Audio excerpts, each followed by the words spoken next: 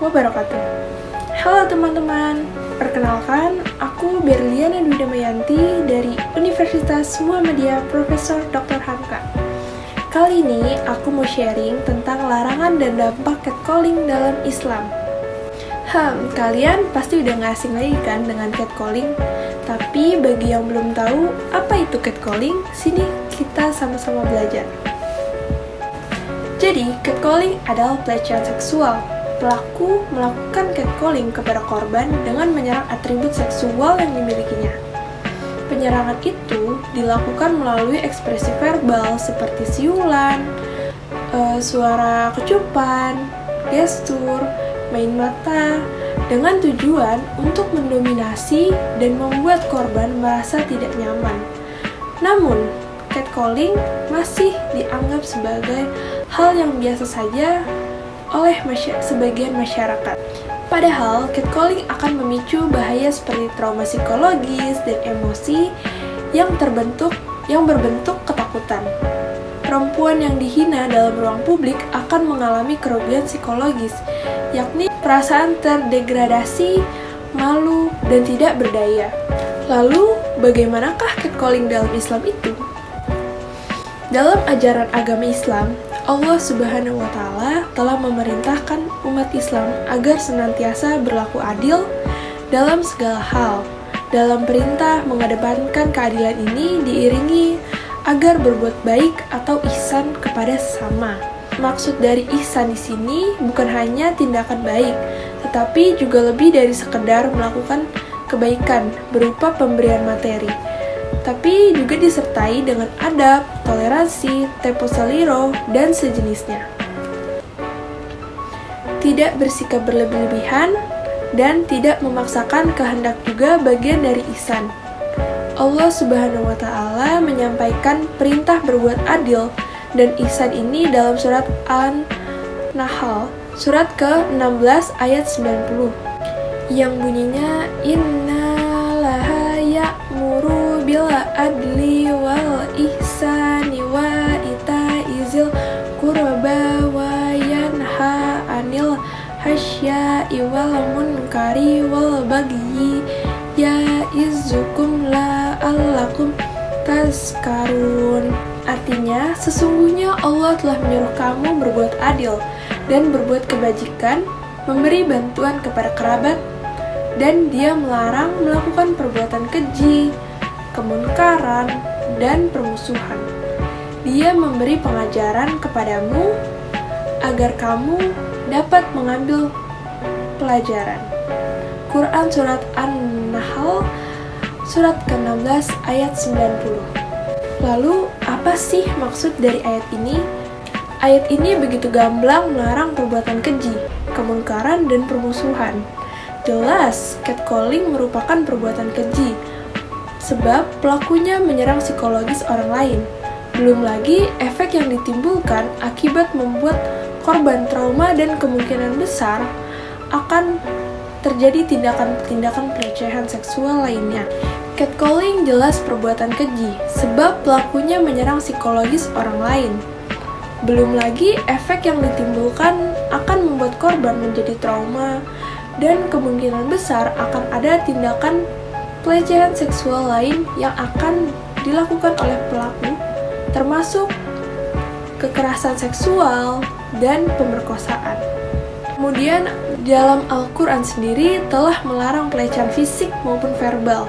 Segala perbuatan atau ungkapan kotor yang merendahkan harkat dan martabat kaum perempuan jelas diharamkan dilakukan oleh siapapun dan dimanapun.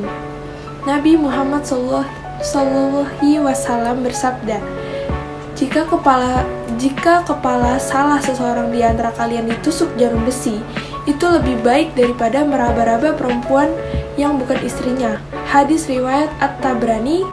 Lalu, kemudian apa saja sih bentuk catcalling dalam kehidupan sehari-hari?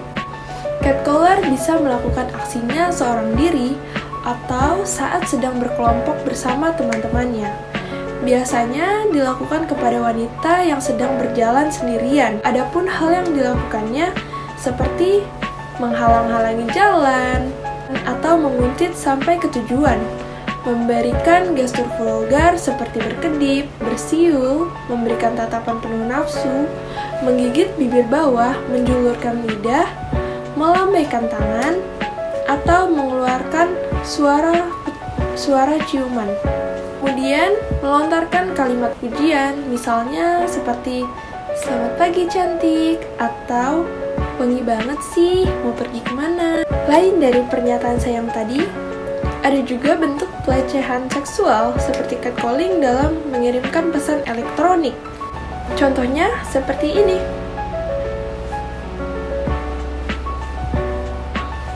Lalu, adakah dampak psikologis yang terjadi pada korban catcalling? Catcalling bisa membuat korbannya merasa tidak nyaman, malu, sedih, takut, marah, bahkan rendah diri karena merasa tampilannya mengundang komentar orang lain. Tak jarang, korban catcalling juga merasa trauma sehingga kerap merasakan mual, mati rasa, hingga kesulitan bernafas jika mengingat ucapan atau perilaku dari catcaller tersebut. Pada beberapa korban, jika perlakuan tersebut dibiarkan terus-menerus, maka kondisinya bisa berkembang menjadi PTSD. Apa sih PTSD itu? PTSD adalah Post Traumatic Stress Disorder. PTSD sendiri merupakan kondisi kejiwaan yang dipicu oleh kejadian tragis yang pernah dialami atau disaksikan seseorang. Lalu, bagaimanakah cara menanggapi catcalling tersebut? Dalam menanggapi catcalling, ada hal yang harus teman-teman lakukan. Berikut tips dari aku. Yang pertama, katakan dengan tenang, tetapi dengan intonasi yang tegas kepada pelaku bahwa sikap mereka tidak dapat diterima.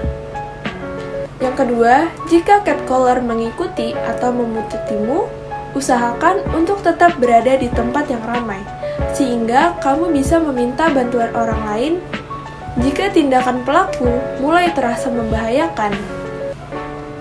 Yang ketiga, jika perilakunya berulang, laporkan kejadian tersebut ke petugas keamanan setempat atau pihak yang berwenang dan meminta perlindungan kepada pihak terkait.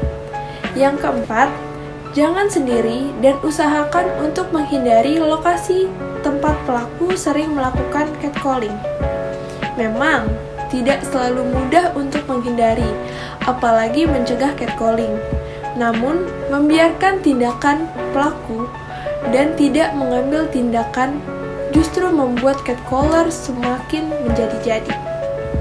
Menurut pendapat saya, pelecehan seksual verbal atau catcalling tidak boleh didiamkan dan mengendap-endap sebagai kejahatan tersembunyi atau hidden crime. Maka dari itu, aturan yang mengatur tentang pelecehan seksual harus segera disahkan.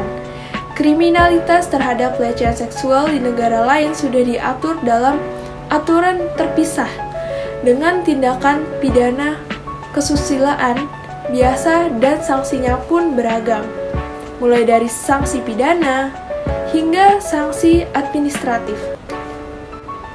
Jadi, kapan negara kita mensahkan aturan tentang pelecehan seksual? Sekian materi dakwah dari saya. Terima kasih.